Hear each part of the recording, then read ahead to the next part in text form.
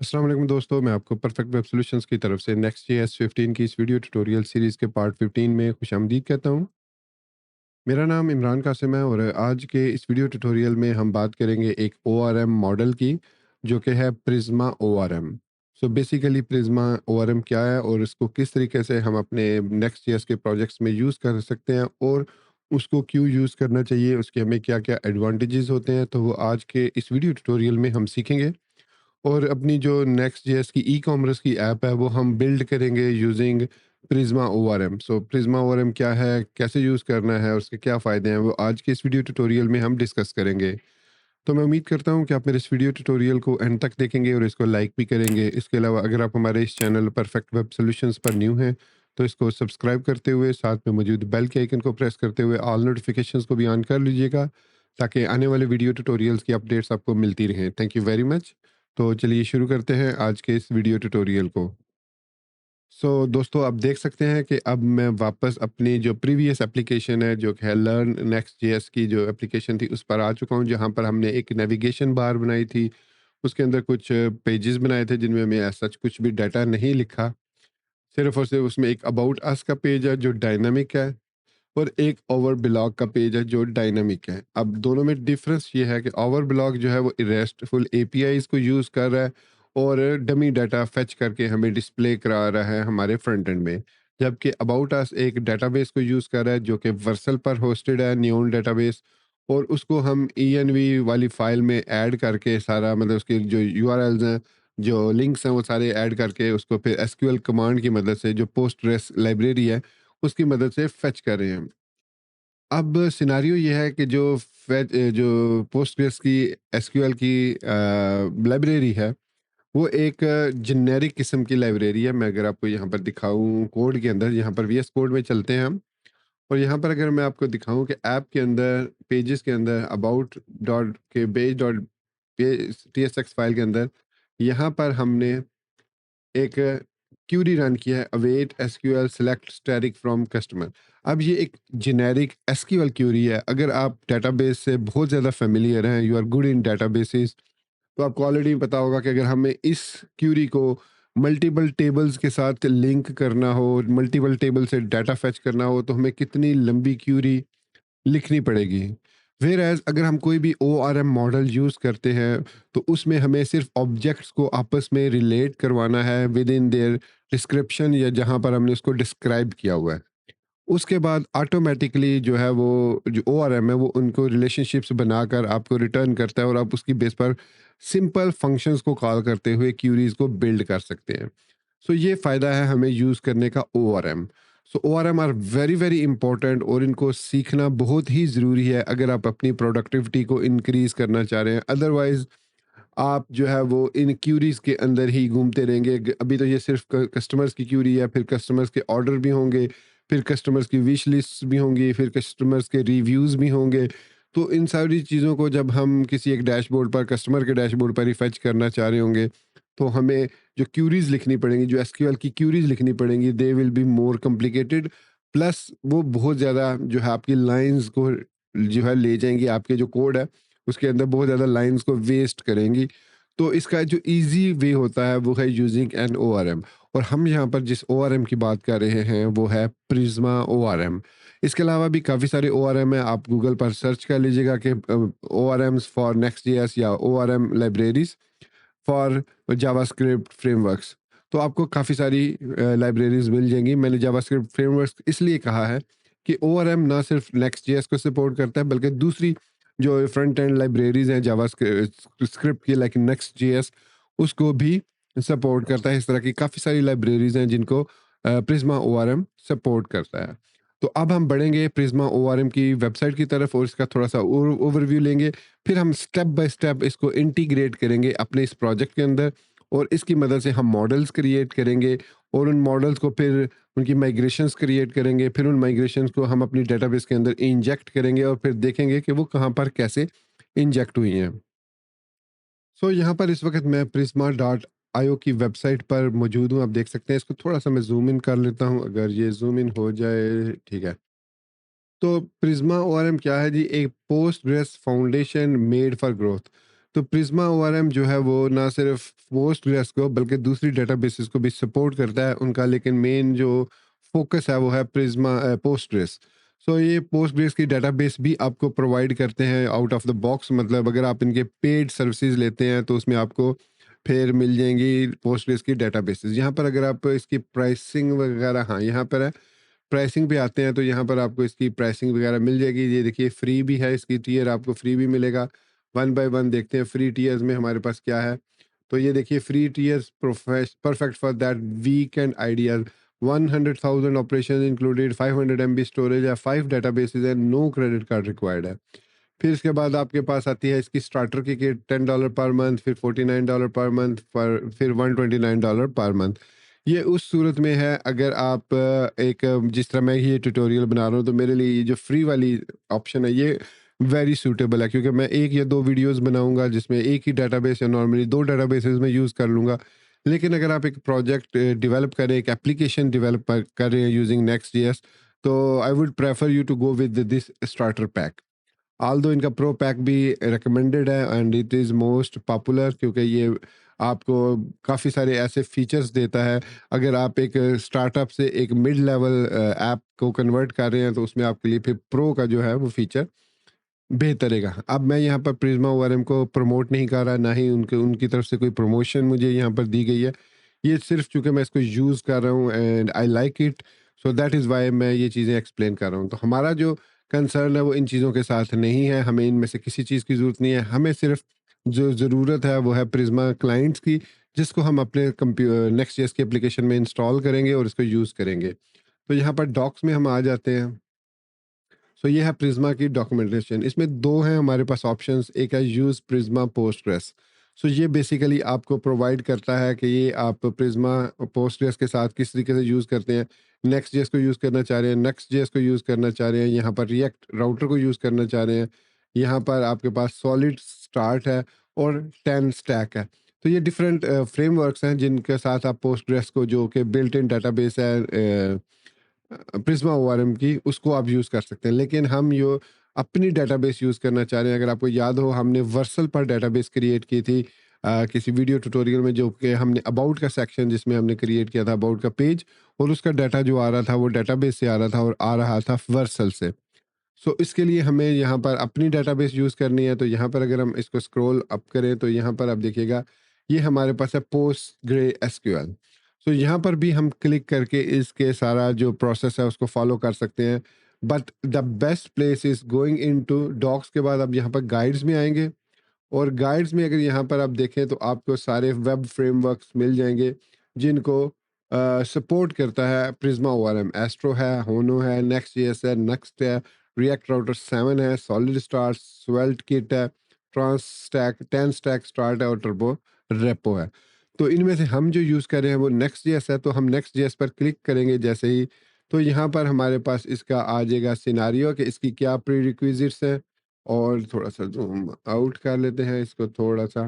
तो ये है इसकी डाटा। तो this guide show you how to use Prisma with next JS 15, a full stack React framework.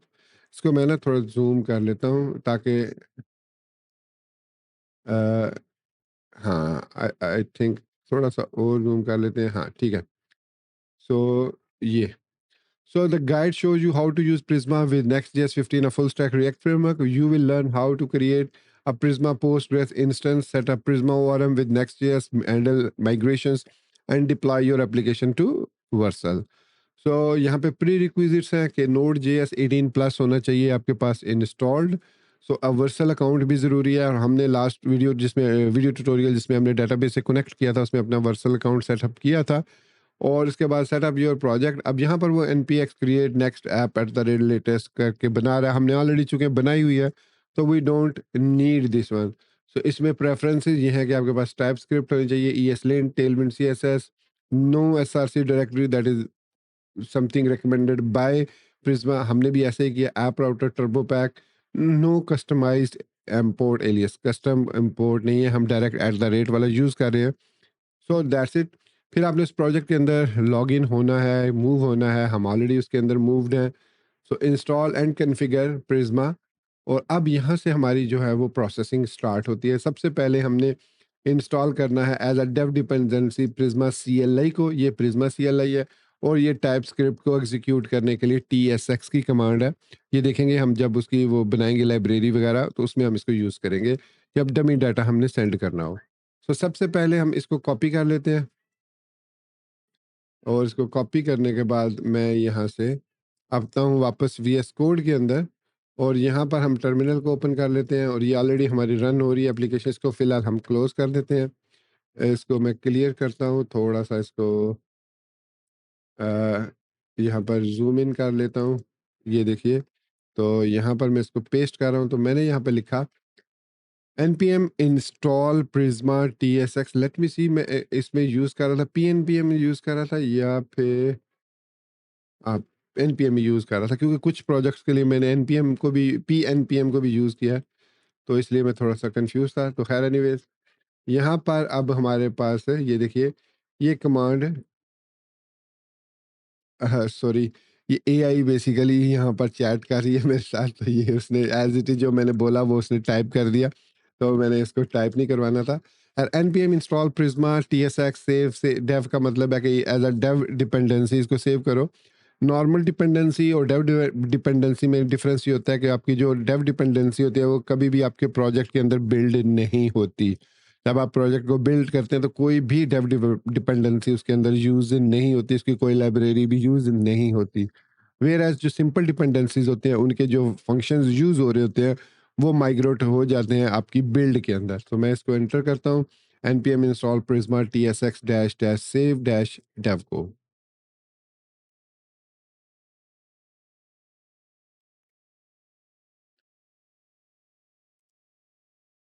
तो ये थोड़ा-सा टाइम ले सकती है depending on your internet connection. अगर आपका इंटरनेट कनेक्शन अच्छा है तो ये जल्दी इंस्टॉल हो जाएगा। मेरा इंटरनेट कनेक्शन आज थोड़ा-सा लैगी है, थोड़ा-सा स्लो है। मुझे नहीं पता, आइडिया नहीं है। ये आजकल जी के जो नेटवर्क्स, जो आप केबल नेटवर्क्स यूज़ कर रहे हैं उसमें ये इश्यू काफ़ी सारा आ रहा है। तो थोड़ा-सा मुझे यहाँ पर मैं वीडियो को पॉज़ कर देता हूँ, और जैसे ही ये इंस्टॉलेशन कंप्लीट होगी मैं वापस रिज़्यूम करके आपको दिखा दूँगा। ओके, तो आप देख सकते हैं कि हमारी जो कमांड है वो सक्सेसफुली रन हो चुकी है। 35 पैकेजेस इंस्टॉल हो चुके हैं, 372 पैकेजेस ऑडिटेड हो चुके हैं, और 143 packages are looking for funding है, और फाउंड जीरो वल्नरेबिलिटीज है, तो कोई वल्नरेबिलिटी नहीं है। तो इसका मतलब है पहली कमांड सक्सेसफुली रन हो गई है। अब हम बढ़ते हैं दूसरी कमांड की तरफ, और ये दूसरी कमांड है हमारी npm install Prisma extension accelerate और क्लाइंट। ये बेसिकली हमारी जो रिक्वायर्ड लाइब्रेरीज हैं ये हम यूज़ करेंगे, और ये लाइब्रेरीज जो है वो हमारी बिल्ड भी होंगी, क्योंकि इसके साथ आपको नज़र आ रहा होगा कि डैश डैश डेव नहीं है। इट मींस ये डेव डिपेंडेंसी नहीं है, बल्कि इनके जो भी कोड होगा वो हमारे डेव सर्वर के साथ जाकर, सॉरी, हमारी बिल्ड के साथ इंस्टॉल होगा। तो यहाँ पर मैंने npm को मिस कर दिया है, सिंपल pm लिख दिया है। सो npm लिखेंगे, और ये दो लाइब्रेरी, एक एक्सटेंशन एक्सेलरेट और एक क्लाइंट को हम इंस्टॉल कर लेते हैं। तो अब ये थोड़ा सा टाइम लेगी depending on your internet connection, जो भी स्पीड वगैरह है आपकी इंटरनेट की। तो वाइल इट इज़ इंस्टॉलिंग मैं वीडियो को थोड़ा सा पॉज कर देता हूँ, ताकि टाइम ज़्यादा ना लगे, और आपको कम से कम वक्त में ज़्यादा से ज़्यादा कुछ देखने को मिले। ओके, तो यहाँ पर आप देख सकते हैं कि हमारे 3 पैकेजेस इंस्टॉल हुए हैं, 375 खैर एनीवेज ये सेम थिंग है, वल्नरेबिलिटी 0 है। सो हमने क्लीनली दोनों तीनों पैकेजेस, 3 पैकेज थे, ये 4 थे। 4 पैकेज, एक प्रिज्मा CLI, TSX CLI, और 2 एक्सटेंशन, एक एक्सटेंशन एक्सेलरेट और एक क्लाइंट की एक्सटेंशन जो है वो हमने इंस्टॉल कर ली है। सो अब नेक्स्ट स्टेप की तरफ देखते हैं कि नेक्स्ट स्टेप हमें क्या मिलता है। उसके बाद है जी, one install initialize Prisma in your project npx Prisma init dash dash db dash dash output dot dot generate app generated Prisma। Okay, तो ये कमांड अब हमने npx के थ्रू रन करनी है, और ये हमारे Prisma CLI को रन करेगा। तो इसको हम कॉपी कर लेते हैं, क्योंकि ये एक ही लाइन है इसलिए मैं इसको कॉपी कर सकता हूँ। ये दो लाइन थी इसलिए मैंने इनको अलग अलग से कॉपी किया।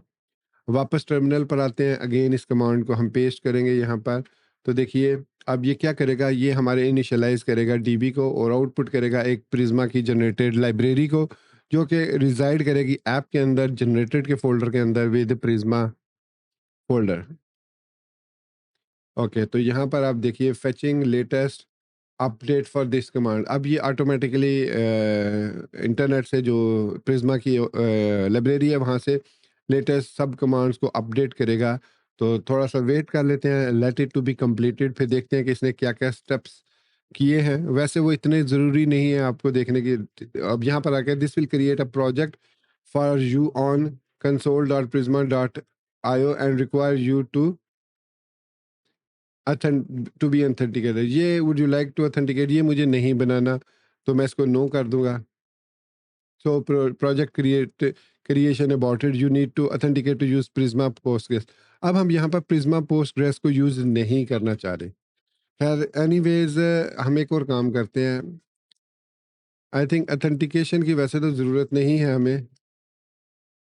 सो सिलेक्ट, अब यहाँ पर वो कह रहा है ऑथेंटिकेशन मेथड कौन सा होगा, गिटहब से ऑथेंटिकेट होना है या गूगल से। तो वही बात है कि हमें इसकी ज़रूरत नहीं है। हम ये इस कमांड को कैंसिल कर देते हैं। ठीक है, हम इस कमांड को कैंसिल कर देते हैं, हमें इसको रन करने की ज़रूरत नहीं है। हम नेक्स्ट स्टेप की तरफ बढ़ते हैं। You need to answer a few question while setting up your Prisma Postgres database, select region, select. तो यहाँ पर define your own Prisma client. अब यहाँ पर अब एक्चुअल चीज़ होती है कि in the Prisma schema dot Prisma आपने ऐड करना है। अच्छा, इसकी एक और कमांड भी होती है npx। अगर मैं यहाँ पर प्रिज्मा लिखता हूँ तो यहाँ पर अब देखिए हमारे पास काफ़ी सारी कमांड्स आ जाती हैं। सो प्रिज्मा स्टूडियो है हमारे पास, प्रिज्मा जनरेट है। सो अगर मैं यहाँ पर npx प्रिज्मा जनरेट लिखता हूँ, सो यहाँ पर कह रहा है could not find Prisma schema that is required for this command. So इस कमांड को रन करने के लिए, हमें प्रिज्मा जनरेट को रन करने के लिए हमारे पास एक स्कीमा वाली डेटाबेस होनी चाहिए। इसके बाद है जब हम वो क्रिएट कर लें, create migration from your Prisma schema, उसको फिर हम प्रिज्मा स्कीमा को एग्जिस्टिंग डेटाबेस में पुल कर सकते हैं, से पुल कर सकते हैं और उसको वहाँ पर पुश भी कर सकते हैं। ठीक है, अब सबसे पहला स्टेप हमें वो चूंकि नहीं चाहिए था, ये वाला आउटपुट प्रिज्मा फाइल अभी फ़िलहाल हमें नहीं चाहिए। सो हम यहाँ पर नेक्स्ट प्रिज्मा के फ़ोल्डर के अंदर Prisma dot schema file create करेंगे। सो चलिए अब यहाँ पर हम एक ऐप के अंदर एक प्रिज्मा का फ़ोल्डर, प्रिज्मा, और इसके अंदर स्कीमा डॉट प्रिज्मा के नाम से एक फ़ाइल क्रिएट करेंगे। यहाँ पर मैंने कॉपी किया इसको और न्यू फाइल क्रिएट करेंगे, इसका नाम रखेंगे प्रिज्मा डॉट स्कीमा। अच्छा, जैसे ही मैंने ये रखा है, आपको यहाँ पर एक ट्राइएंगल त्रिकोण सी नज़र आ रही होगी। ये बेसिकली इसलिए आ रही है क्योंकि हमने इसकी प्रिज्मा की एक एक्सटेंशन है वो इंस्टॉल की हुई है। तो आप भी इसको इंस्टॉल कर लीजिएगा अपने पास। At the rate installed, I think मैंने इस पे की थी इंस्टॉल, नहीं की हुई। मैंने आई थिंक किसी दूसरे एडिटर में की ज़रूर थी प्रिज्मा की, क्योंकि प्रीवियसली मैं कर्सर को ज़्यादा यूज़ कर रहा था, तो आई थिंक उसमें मैंने इंस्टॉल करी थी। इसमें भी इंस्टॉल कर लेते हैं।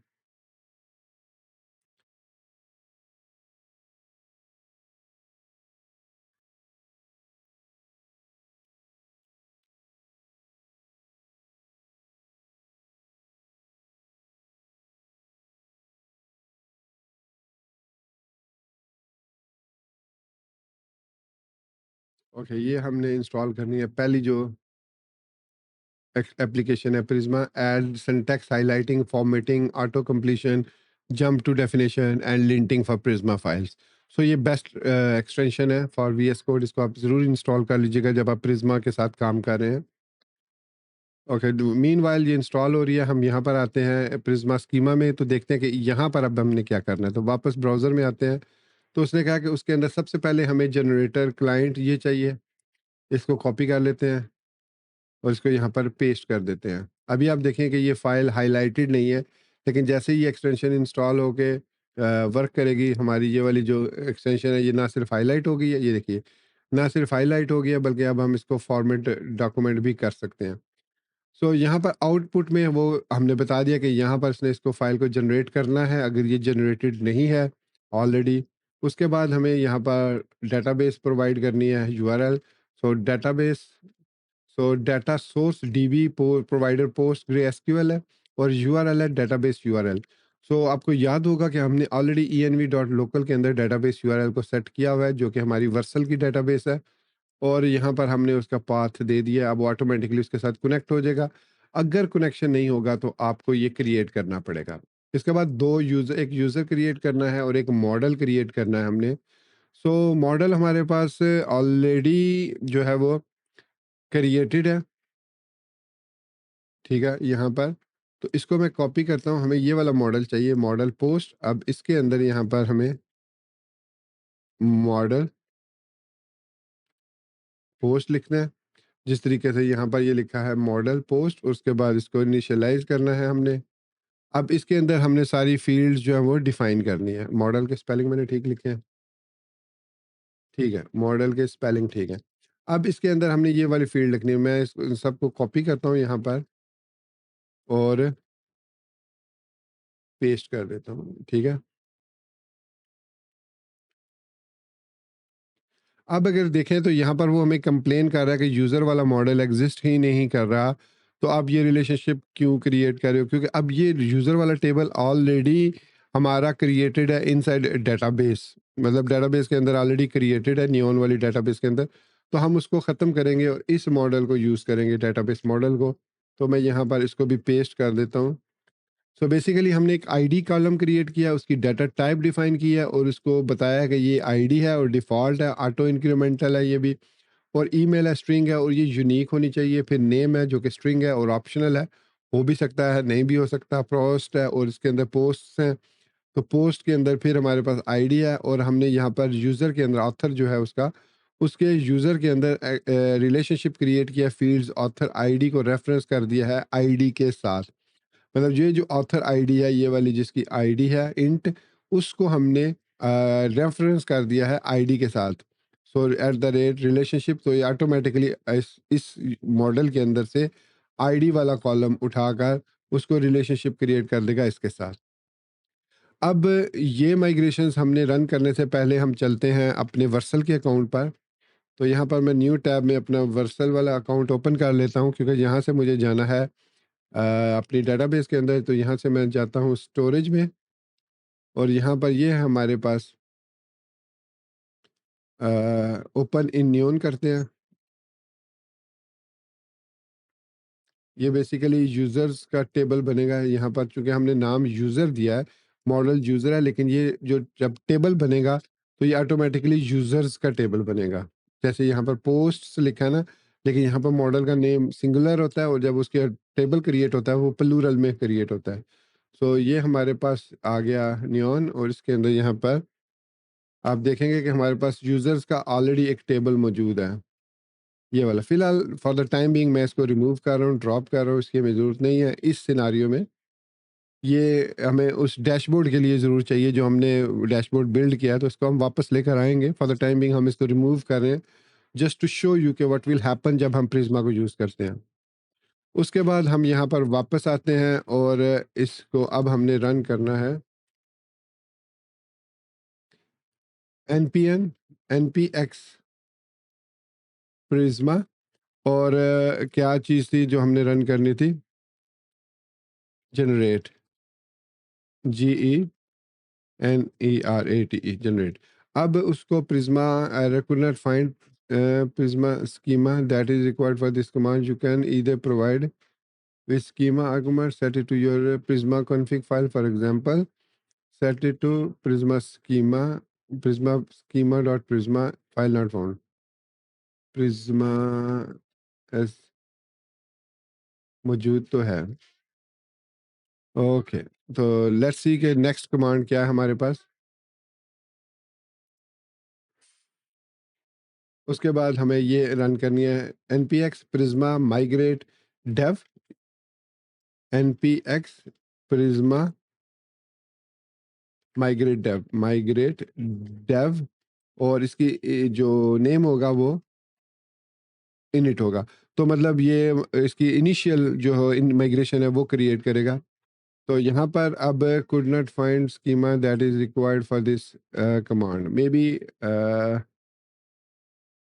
ओके, यहाँ पर मिस्टेक पता क्या है कि ये है आउटपुट में उस प्रिज्मा को उठा रहा है, ऐप जनरेटेड प्रिज्मा को। और इसको अगर हम ख़त्म करते हैं, इसको यहाँ से उठाना चाहिए ऑटोमेटिकली प्रिज़्मा को। यहाँ से Prisma, okay, in the Prisma schema, okay, maybe, ठीक है, ऐप जनरेटेड, इसके अंदर प्रिज़्मा, ठीक है, post SQL, let me see यहाँ पर। अब ये कर रहा है dot slash Prisma, okay, so Prisma schema यहाँ से है, ओके। और put the file into default location dot Prisma schema और dot slash schema Prisma. I think मुझे ऐप में इसको मूव नहीं करना, इसको मूव हियर, ऐप से बाहर इसको मूव किया प्रिज़्मा को। अब हम इसको रन करते हैं। ओके, अब ये सही सही तरीके से काम कर रही है। अब यहाँ पर एरर थोड़ा-सा चेंज हो गया, मतलब उसको प्रिज़्मा फ़ाइल मिल गई है। यहाँ पर जब हमने इसको रन किया तो वो कह रहा है कि error Prisma schema validation, error code environment variable not found database URL Prisma schema line number 7। अब वो कह रहा है कि डेटाबेस यूआरएल नॉट फाउंड। अब अगर हम यहाँ पर ईएनवी में देखें, सो डेटाबेस यूआरएल यहाँ पर मौजूद है हमारे पास, और ये है लोकल ईएनवी में, ईएनवी डॉट लोकल। तो मैं इसको रीनेम करता हूँ ईएनवी में, डॉट ईएनवी में, ठीक हो गया। अब मैं इसको दोबारा रन करता हूँ। सो अब उसको वो फाइल मिल गई है। तो ये बेसिकली थोड़ी सी कॉन्फ़िगरेशन का इशू होता है कि डॉट ईएनवी और डॉट ईएनवी लोकल। तो जब आप प्रिज्मा ओआरएम को यूज़ कर रहे हैं तो आप अपनी जो डॉट ईएनवी फाइल है उसको डॉट ईएनवी डॉट लोकल अगर रखा हुआ है तो उसको डॉट ईएनवी के नाम से सेव करते हैं। ओके, हो गया। तो यहाँ पर वो कह रहा है edit tables customers invoices revenues users. Okay, यहाँ पर अब क्या कह रहा है, drift database, your database schema is not in sync with your migration history, the following is a summary of the differences, okay। अब वो ये कह रहा है कि हमारे पास ऑलरेडी डेटाबेस टेबल्स कुछ बने हुए हैं जिसकी वजह से वो प्रॉब्लम हो रही है। तो आपके जो डेटाबेस है वो बिल्कुल एम्प्टी होनी चाहिए। आप बगैर एम्प्टी, मतलब अगर आप प्रिज्मा को रन करना चाह रहे हैं तो मेक श्योर कीजिए कि आपकी जो डेटाबेस है वो टोटली एम्प्टी हो, उसमें कोई एक टेबल भी क्रिएटेड ना हो, क्योंकि इसने माइग्रेशंस को लेके चलना होता है। तो इसलिए उसने ये एरर दिया कि हमारे पास ऑलरेडी कुछ टेबल्स बने हुए हैं। सो इसको क्लियर करते हैं और एक दफ़ा फिर हम इसको रन करते हैं, लेट्स सी। हालांकि मैंने यूज़र्स का टेबल तो रिमूव किया था, क्या ये कोई डिफरेंट डेटाबेस है? आई थिंक इसमें कहीं डिफरेंट डेटाबेस तो नहीं है, लेट्स सी।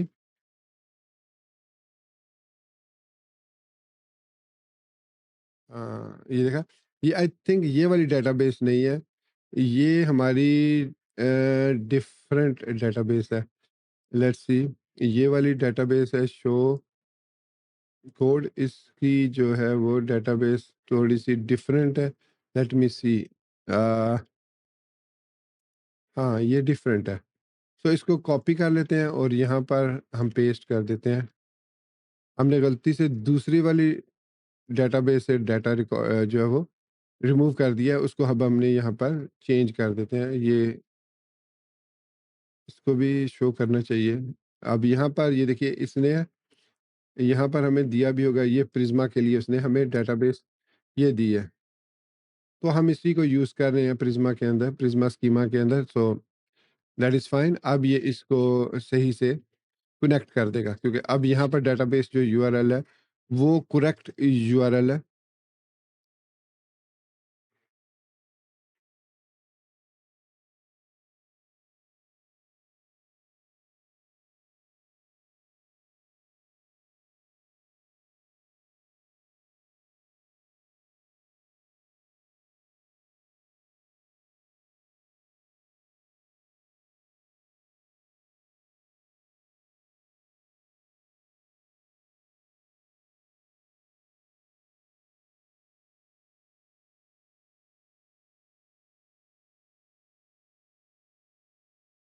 अब आप देख सकते हैं कि हमारी जो माइग्रेशंस हैं वो इनिट के नाम से, आगे डेट जो है वो ऑटोमेटिकली आती है और अंडरस्कोर इनिट के नाम से वो माइग्रेशन क्रिएट हो चुकी हैं, और वो उसने माइग्रेशंस अप्लाई भी कर दी हैं।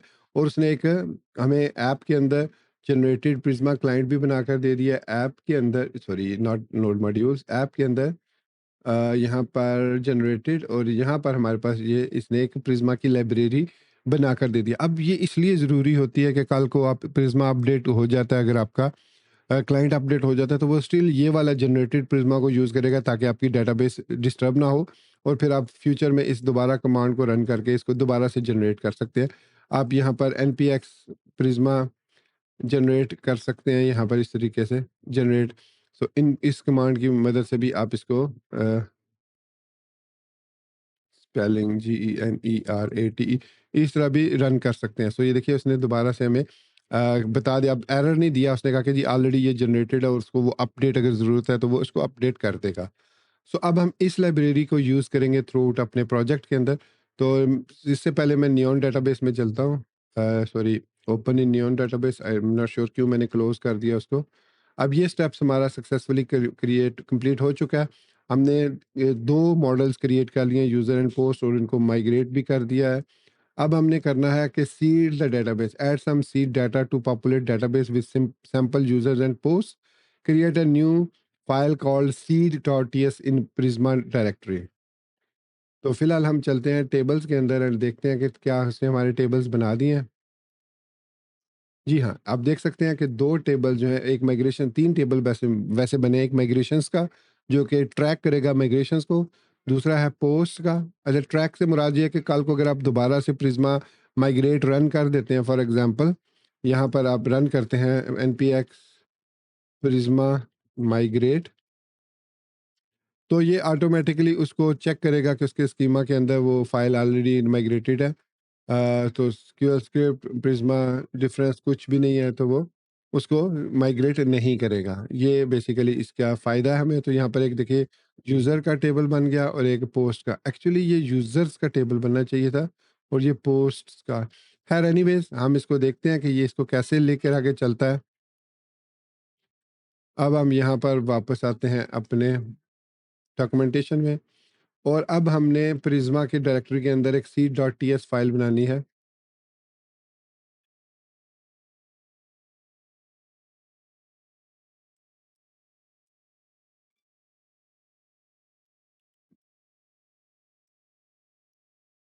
और उसके अंदर हमने ये कोड कॉपी कर दिया।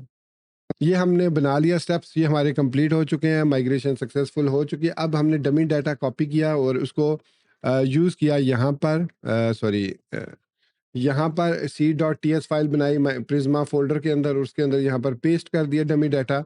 अब हम देखते हैं इस डमी डाटा को हमने एग्जीक्यूट कैसे करना है। तो वो हम यहाँ पर वापस आएंगे और स्क्रॉल डाउन करेंगे।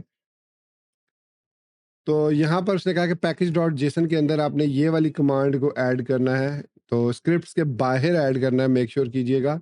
पैकेज डॉट जेसन में यहाँ पर जहाँ पर आपके स्क्रिप्ट्स हैं, इसके बाहर यहाँ पर आप इसको पेस्ट कर दें, सेव कर लीजिएगा। और इसके बाद इस कमांड को रन करने का तरीका है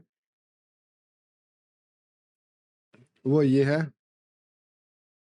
अच्छा, यहाँ पर वो रेकमेंड कर रहा है कि next dev dash dash turbo pack को ख़त्म करके नेक्स्ट डेव करें अगर आपका वर्जन 15.20 है या 15.21 है नेक्स्ट जेएस का। हमारा जो वर्जन है वो इससे ज़्यादा है, नेक्स्ट जेएस का 15.5.3 है, और ये जो 15.2 की बात कर रहा है, लेकिन इसलिए हम यहाँ पर टर्बो पैक को ख़त्म नहीं करेंगे, उसको यूज़ करेंगे। उसके बाद आपने रन करना है npx प्रिज्मा db सीड, ये कमांड रन करनी है, npx प्रिज्मा सीड। तो ये वाली कमांड प्रिज्मा के अंदर सीड वाली कमांड जो है ये रन हो जाएगी। npx प्रिज्मा, मैंने सेव कर दिया इसको, सीड वाली फाइल को सेव नहीं किया था। तो अब ये वाली फाइल वो कह रहा है कि प्रिज्मा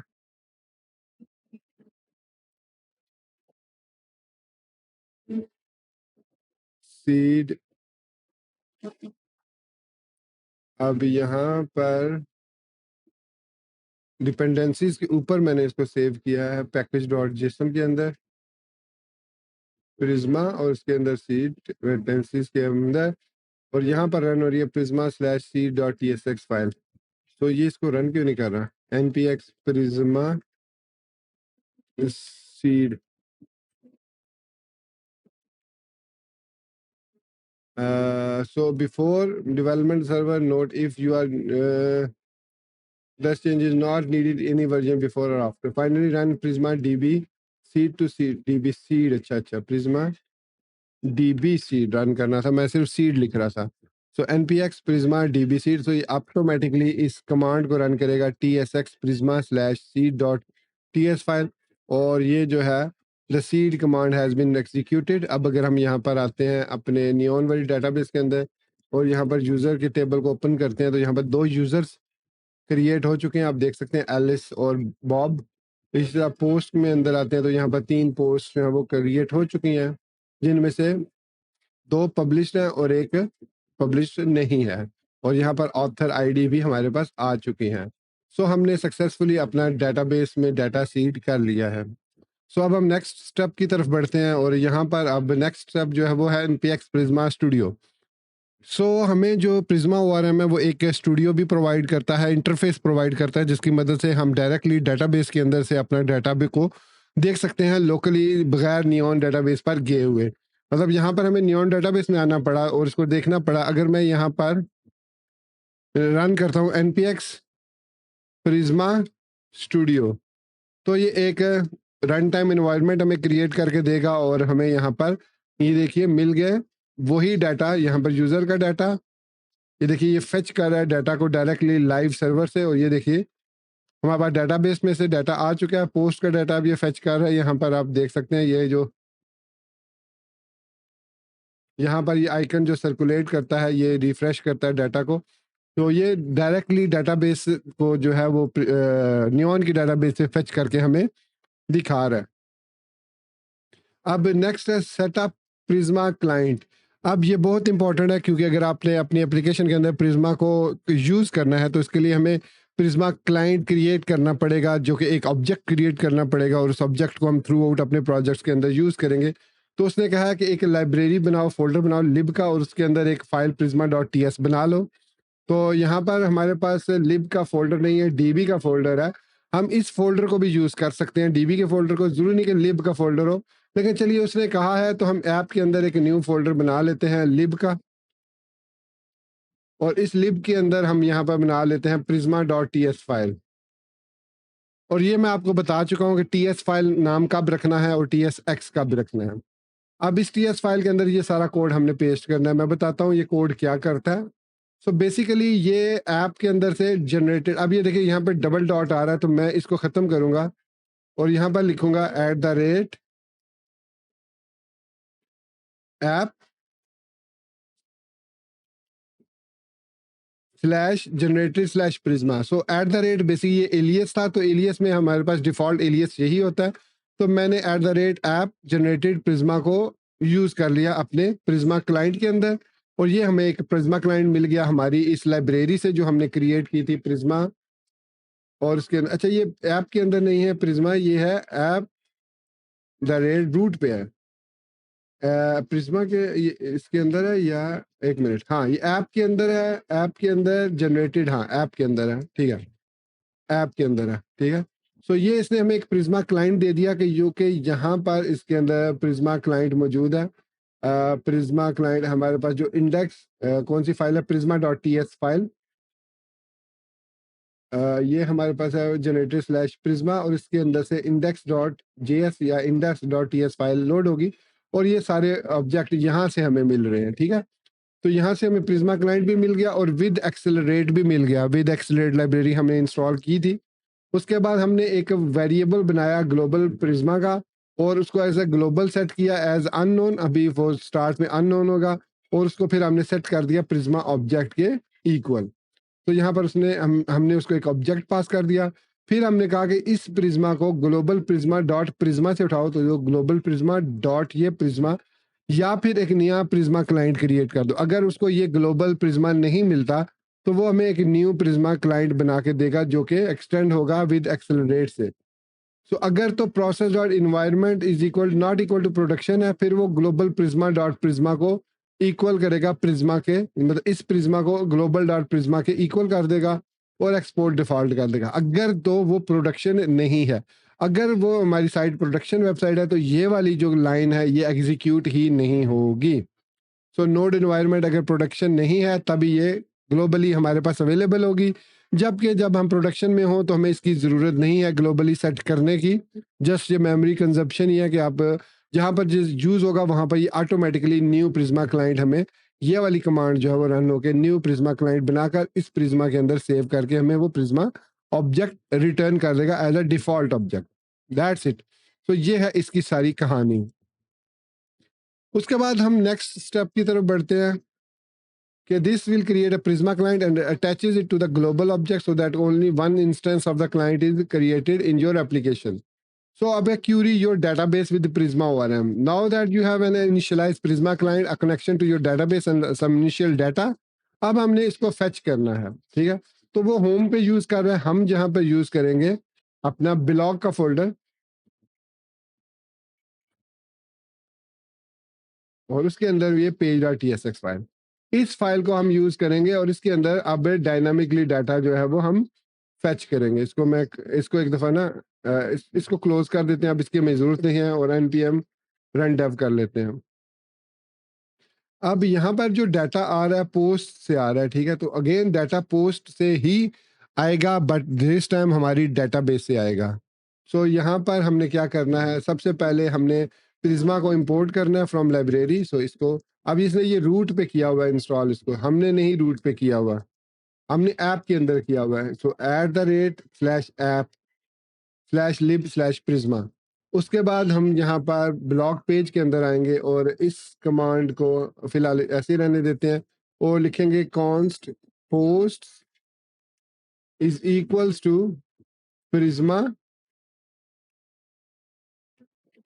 डॉट। अब यहाँ पर देखिए हमें सारी इसकी कमांड्स मिल गई हैं, तो इसमें से हमने यूज करनी है यूजर फाइंड मैनी। प्रिज्मा ये वैसे यूजर्स को कर रहा है और यहाँ पर यूजर्स का डाटा डिस्प्ले हो रहा है और हम जहाँ पर करना चाह रहे हैं पोस्ट का डाटा। सो प्रिज्मा पोस्ट, हाँ ये वाला, हमें ये वाला कोड रन करना होगा। Constant post is equal to await Prisma dot post नहीं dot post dot find many. और इसके अंदर हमें रिलेशनशिप डिफाइन करना है कि रिलेशनशिप क्या होगा। रिलेशनशिप में हमने यहाँ बताया इंक्लूड ऑथर। आपको याद होगा हमने ऑथर का एक कॉलम बनाया था, तो ऑथर को हमने ट्रू कर दिया। अब यहाँ पर एक ऑब्जेक्ट हमने बनाया है पोस्ट का, ये हम इंपोर्ट कर रहे हैं पोस्ट का ऑब्जेक्ट यहाँ से पोस्ट टाइप से। तो अब इसमें है यूजर आईडी नहीं है हमारे पास, आईडी है जो कि एक नंबर है, उसका टाइटल है स्ट्रिंग है। आई थिंक अगर हम यहाँ पर स्कीमा डॉट प्रिज्मा को देखें,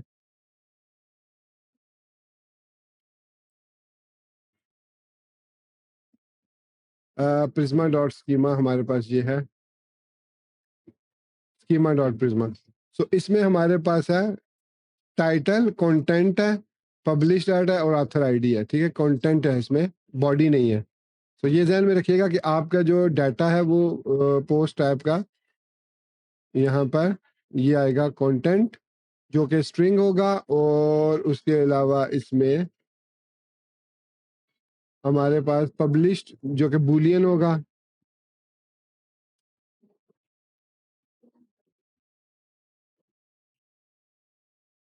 पब्लिश्ड बूलियन और ऑथर आईडी नंबर होगा। और इसके साथ साथ हमारे पास ऑथर भी आ रहा है, ऑथर आईडी, इसको फिलहाल रहने देते हैं। और यहाँ पर इस दो लाइंस को हम कमेंट, इन दो लाइंस को कमेंट कर देते हैं और इसको डाटा टाइप बता देते हैं। ये वैसे ऑटोमेटिकली इसको फेच कर लेगा पोस्ट को। ये देखिए यहाँ पर आईडी पब्लिश ऑथर आईडी यहाँ पर ऑटोमेटिकली आ रही है, तो हम यहाँ पर बता देते हैं पोस्ट की एरे आ रही है। अब यहाँ पर वो कह रहा है कि ऑथर नेम स्ट्रिंग, हाँ यहाँ पर हमें पब्लिश ऑथर और उसके बाद उसका हमें चाहिए आईडी नंबर, उसके बाद उसका नेम चाहिए होगा हमें, और जो फील्ड्स हैं, ऑथर की कौन कौन सी फील्ड है? ईमेल और नेम, ईमेल और name, name string, email string.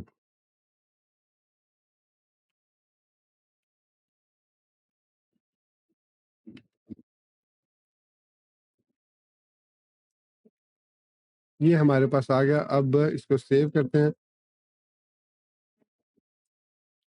सो यहाँ पर वो कह रहा है कि ID number, email string, name null है और नल है, title string. Type of property content are incompatible है, content incompatible,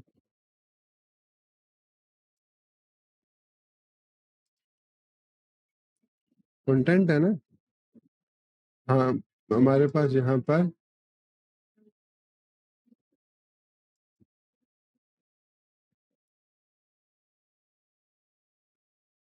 email content string है,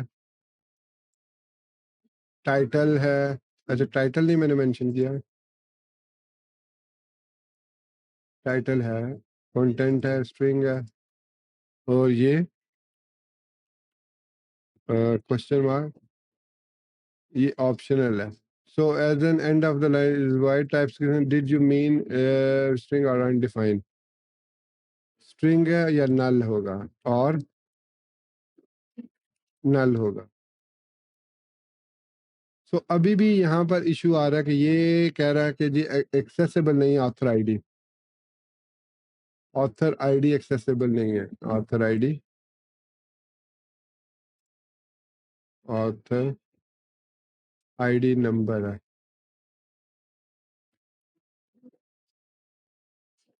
ओके, अब देखते हैं अब किसका कह रहा है। authored are in between these types. The type of author dot name are incompatible.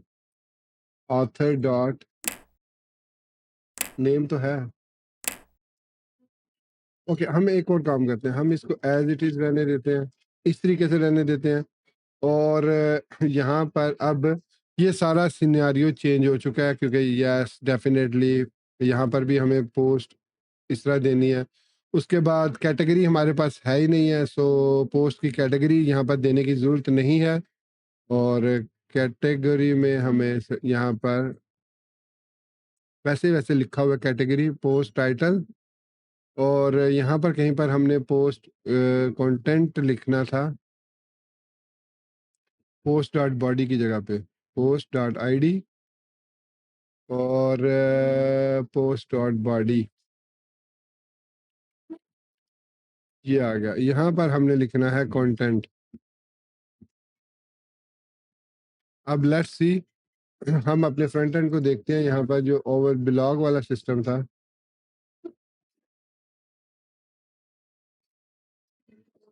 हाँ देख लीजिए, हमारे पास यहाँ पर join the Prisma Discord, Prisma YouTube और follow us on Prisma Twitter, ये तीन जो हमने पोस्ट क्रिएट की थी वो यहाँ पर सक्सेसफुली ओपन हो चुके हैं।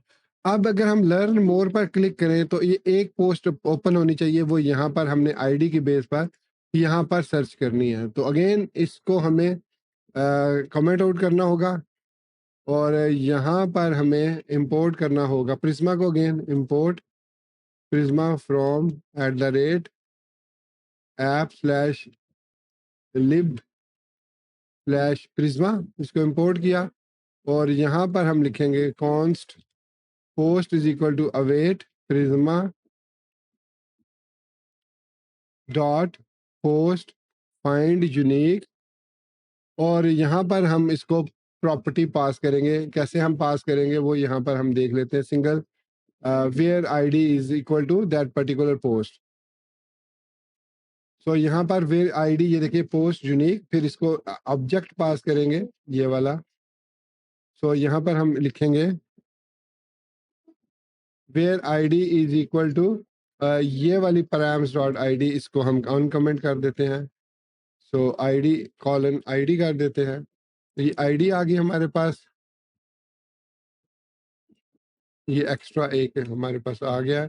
सो इसके अलावा हम यहाँ पर इंक्लूड करेंगे, ऑथर को ट्रू कर देंगे ताकि उसका ऑथर भी इंक्लूड हो जाए। सो रिटर्न यहाँ पर इसकी ज़रूरत नहीं है हमें।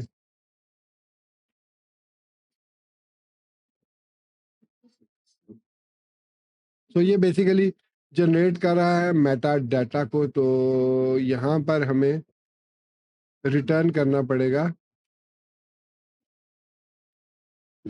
Post dot title. अब वो कह रहा है कि post is possibly null, constant post author Prisma dot post है ना।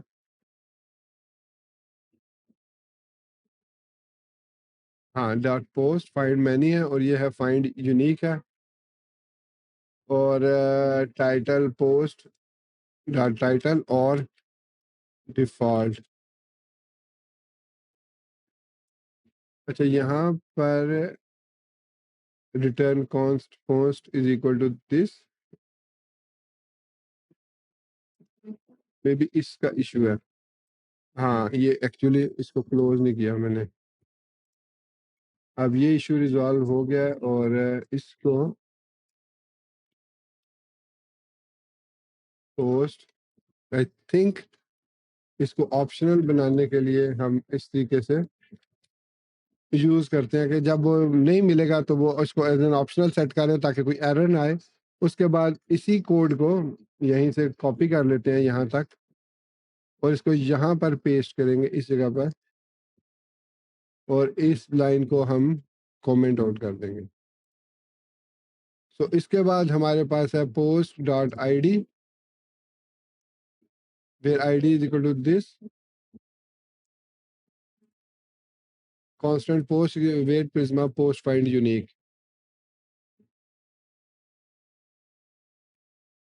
ठीक हो गया। और इफ नॉट पोस्ट, यहाँ पर हम इसको एरर दे देते हैं,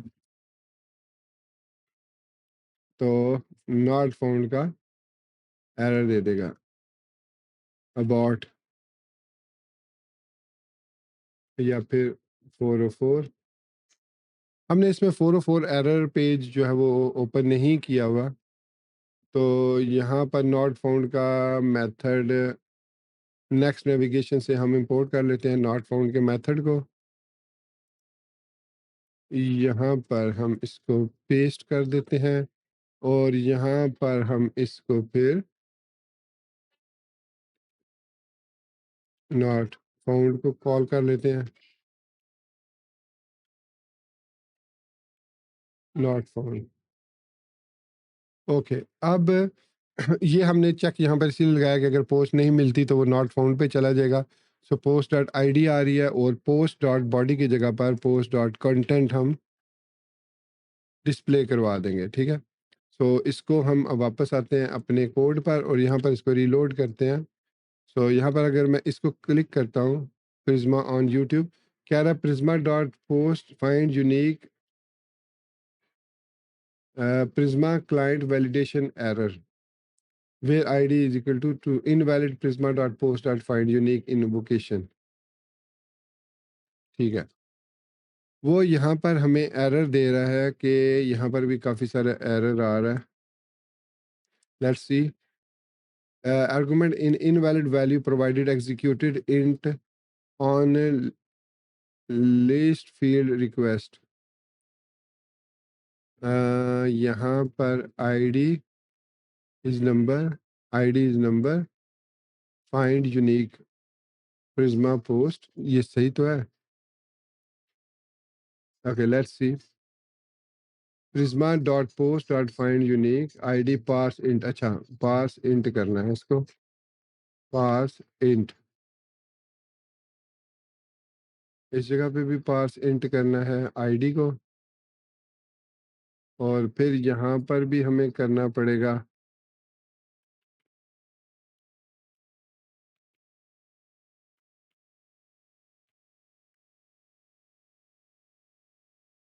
argument of number is not assignable to the parameter of type string। ID colon ठीक है, पार्स इंट।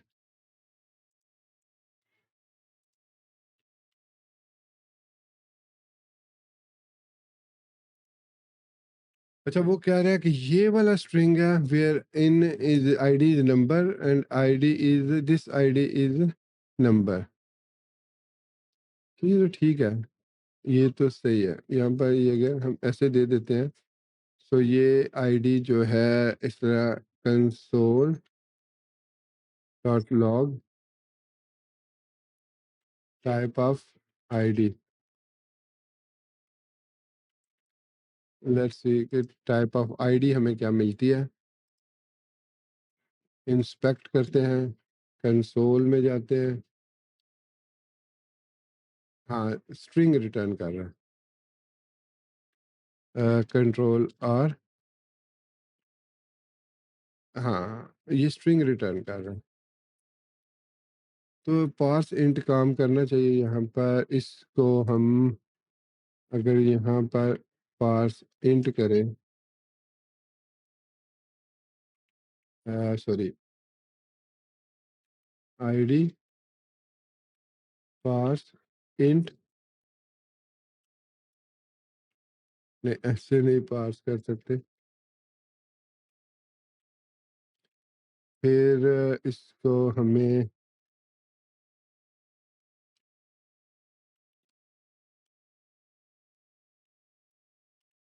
इंट किया, और यहाँ पर ऑलरेडी मैं इंट कर चुका हूँ, इसको सेव करते हैं।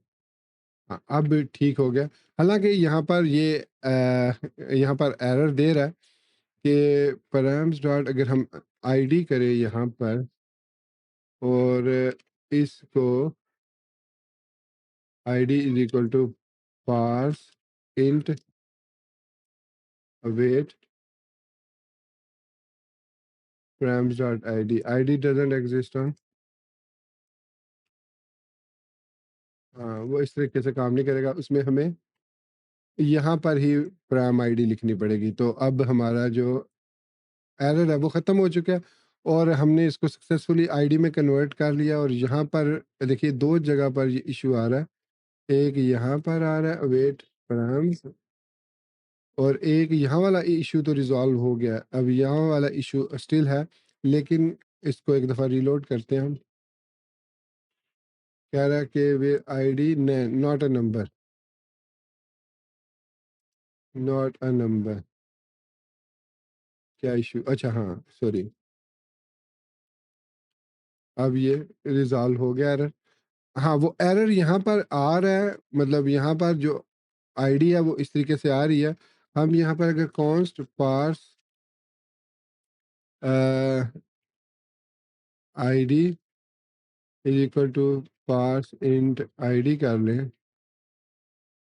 नहीं यहाँ पर ये, क्योंकि ये कॉन्स्ट आईडी ऑलरेडी डिफाइंड है, हम उसको दोबारा से अगर const post ID is equal to parse int ID करें, और यहाँ पर हम पोस्ट आईडी दे दें, तो ये कह रहा है कि जी string number undefined is not assignable to type number. हाँ sorry, parse int into ID दे दें। तो काम तो ये वही कर रहा है, parse int argument of number पर negotiate assignable to the parameter of type string. इससे कोई फर्क नहीं पड़ रहा पैराम्स। और यहाँ पर डायरेक्टली हमें लिखना पड़ेगा पार्स इंट ही, और ये काम कर रहा है। हम इसको फिगर आउट करेंगे कि ये इसको लिंटिंग में एरर क्यों आ रहा है, हालांकि ये आना नहीं चाहिए था। अगर हम दूसरी किसी पोस्ट को ओपन करते हैं तो it is working back to post, और ये ओपन करते हैं तो इट इज़ वर्किंग। सो हमारा जो डेटाबेस से डाटा है वो सक्सेसफुली यहाँ पर डिस्प्ले हो रहा है। अब हम बढ़ते हैं नेक्स्ट स्टेप की तरफ कि डाटा को इंसर्ट कैसे करना है, रिकॉर्ड को ऐड कैसे करना है। ओके, तो रिकॉर्ड को ऐड करने के लिए हम वापस आते हैं अपने इसी में, और रिकॉर्ड में यहाँ पर,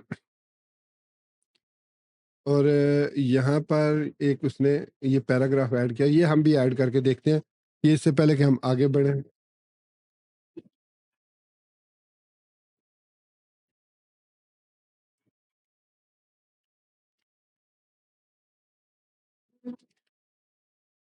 लेट मी सी कि क्या ये काम करता है।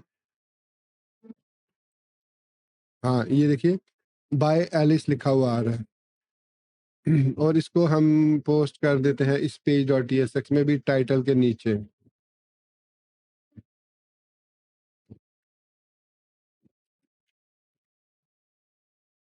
अब यहाँ पर भी ये देखिए बाय एलिस, और इसका स्टेटस भी हम डिस्प्ले करवा सकते हैं। लर्न मोर से ऊपर आई थिंक उसने यहाँ पर स्टेटस का भी बताया हुआ होगा, नो कंटेंट अवेलेबल। अच्छा, ये उसने इसलिए लिखा है कि सम टाइम हम जो है वो कंटेंट उसमें ऐड नहीं भी करते, वो ऑप्शनल है, तो इसलिए उसने यहाँ पर लिखा है पोस्ट कंटेंट और पोस्ट कंटेंट नॉट अवेलेबल। तो ये भी हम ऐड कर देते हैं। अगर किसी पोस्ट में कंटेंट अवेलेबल नहीं होंगे तो वो नॉट कंटेंट दे देगा। फिर हमने अब एक पोस्ट के अंदर एक न्यू वाला फोल्डर क्रिएट करना है और उसके अंदर एक न्यू। सो यहाँ पर ब्लॉग के अंदर अब हम एक न्यू का फोल्डर ऐड करते हैं, न्यू, और इसके अंदर न्यू फाइल क्रिएट करेंगे page dot T S x, और उसके अंदर ये वाला फॉर्म जो है वो हम पेस्ट कर देंगे। सॉरी, थोड़ा सा मुझे ना फ्लू और खांसी का भी प्रॉब्लम है, काफ़ी दिनों से तबीयत ठीक नहीं थी, मैं इसलिए वीडियो भी नहीं बना पा रहा था। तो खैर ये हमने फॉर्म डॉट गेट को यूज़ कर लिया, सर्वर साइड इंटीग्रेशन है, और यहाँ पर क्रिएट पोस्ट का एक फंक्शन हमने क्रिएट किया जो कि चूज सर्वर को यूज़ कर रहा है, और फिर उसके बाद स्ट्रिंग ले रहा है।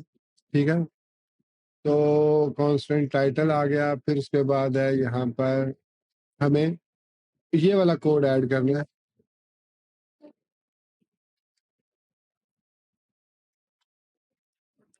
अब यहाँ पर हमें इंपोर्ट प्रिज्मा, हमने प्रिज्मा को ओपन कर लिया, स्लैश ब्लॉग पे इसको रीडायरेक्ट कर दिया, और रीवैलिडेट पाथ को भी हम इंपोर्ट कर लेते हैं कैशे में से, कि अगर ये रिकॉर्ड कैशे में पड़ा हुआ है तो उसको रीवैलिडेट कर ले। फिर रीडायरेक्ट को भी इंपोर्ट कर लेते हैं नेविगेशन से,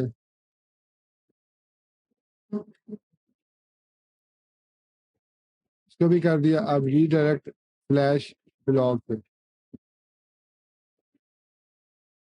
तो रिवैलिडेट करेगा पाथ को, ताकि अगर कोई पोस्ट न्यू ऐड हुई है तो वो ऑटोमेटिकली पोस्ट जो है वो रिफ्रेश हो जाए। अब इसको एक्सेस कैसे करना है, हम यहाँ पर आएंगे और यहाँ पर लिखेंगे ब्लॉग स्लैश, यहाँ पर ये ब्लॉग स्लैश न्यू। तो जैसे ही मैंने लिखा, ये हमारे पास एक प्यारा सा फॉर्म डिज़ाइन होके आ गया है, और इस फॉर्म में हम जो है my simple post title, this is my simple post content. अब यहाँ पर यूजर्स भी आने चाहिए थे, यूजर्स की लिस्ट भी आनी चाहिए ताकि हम यूजर्स को सिलेक्ट कर सके, लेकिन उसने फिलहाल यहाँ पर यूजर्स का ऑप्शन नहीं दिया। तो हम यहाँ पर एक और काम कर सकते हैं कि यहाँ पर const users is equals to await Prisma dot user dot find many. तो हम यूजर्स को फाइंड कर लेते हैं, public export default function sync function. तो उसके बाद यूजर्स हमारे पास आ जाएंगे, और यहाँ पर हम यहाँ पर एक ड्रॉप डाउन ऐड कर लेते हैं। और इसको कह देते हैं यूजर्स, यूजर्स, और यहाँ पर हम इसको यूज करेंगे select name is equal to users,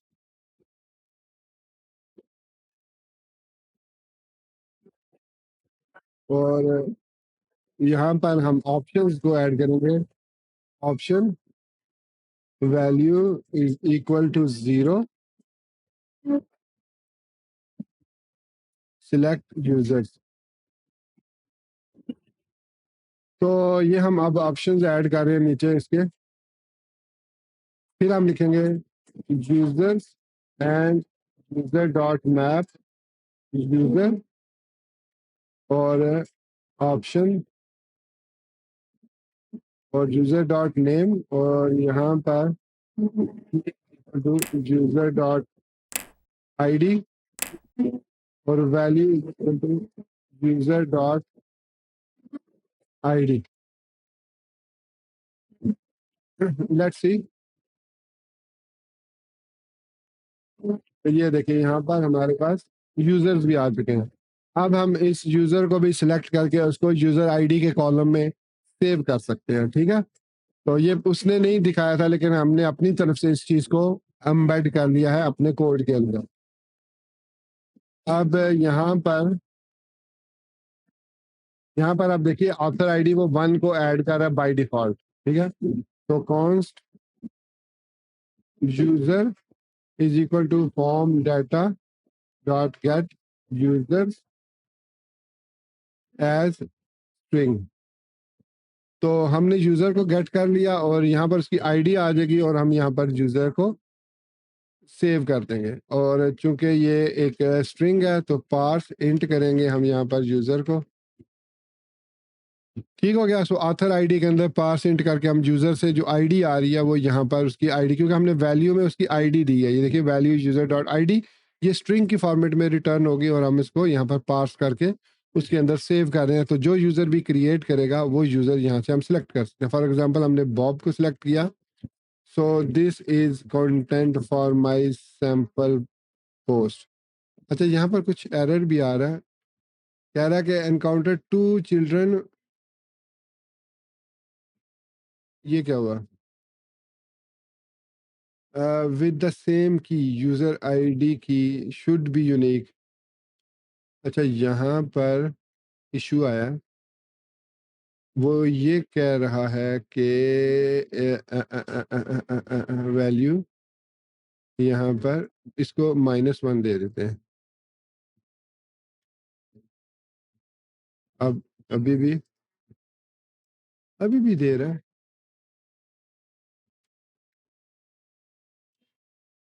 अब यहाँ पे आ रहा है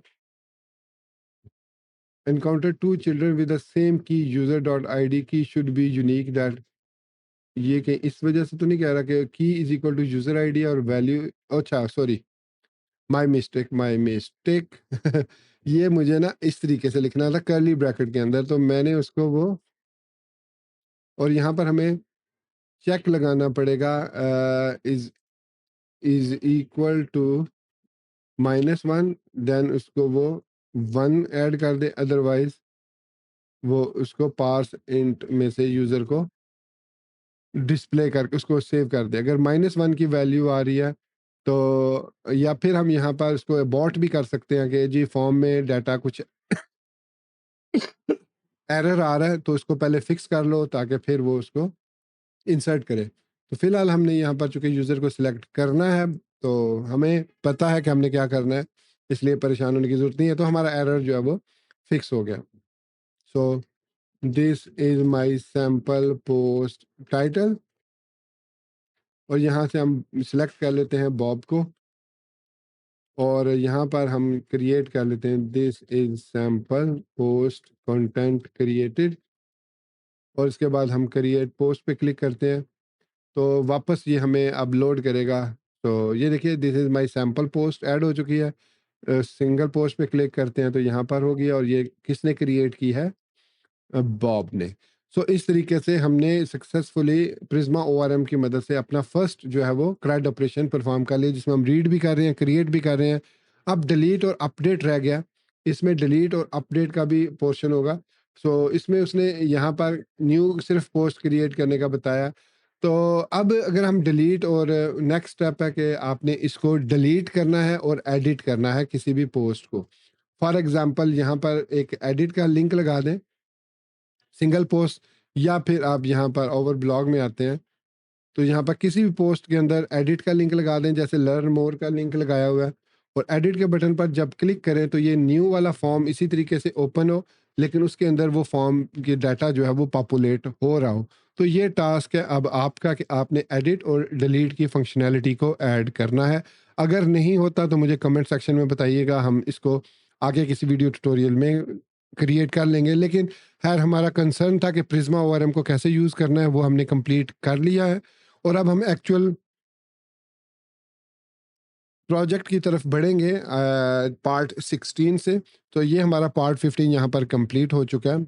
सो दोस्तों, ये था हमारा आज का नेक्स्ट जीएस 15 का वीडियो ट्यूटोरियल, जिसमें हमने देखा प्रिज्मा ओआरएम को कैसे हम इंटीग्रेट करते हैं अपने प्रोजेक्ट के अंदर। तो इसी तरीके से मैं उसको अब अपनी ई कॉमर्स जो ऐप है उसके अंदर इंटीग्रेट करूँगा, और उसमें हम सारी फंक्शनैलिटी को चैट जीपीटी की मदद से हेल्प लेकर करेंगे। यहाँ पर हमने डॉक्यूमेंटेशन की हेल्प ली, और ये भी आपको बताया कि चैट जीपीटी या किसी भी एआई एजेंट को यूज़ करने से पहले आप उसकी डॉक्यूमेंटेशन को ज़रूर फॉलो कर लें, या फिर आपको ये प्रॉब्लम होगी कि आपके कनेक्ट्स ज़्यादा यूज़ होंगे। यही जो चीज़ आपको चैट जीपीटी या कोई भी एआई एजेंट जब बताएगा, तो ज़ाहिर बात है उसके वो टोकन चार्ज करेगा, और जब आपको चीज़ की बेसिक्स पता होंगी, फाउंडेशंस आपकी क्लियर होंगी, तो आप डॉक्यूमेंटेशन को देखते हुए भी प्रोसेस को फॉलो कर सकते हैं। अब जिस तरीके से मुझे एरर आ रहे थे और मैंने वो फिक्स किया, अगर आपको एरर आ रहे हैं और आपसे वो फिक्स नहीं हो पा रहे, तो उसके लिए फिर आप अगेन चैट जीपीटी को यूज़ कर सकते हैं या एआई एजेंट को यूज़ कर सकते हैं, और उसको वो स्पेसिफिक एरर बता सकते हैं, और वो फिर आपकी हेल्प आउट करेगा कि इशू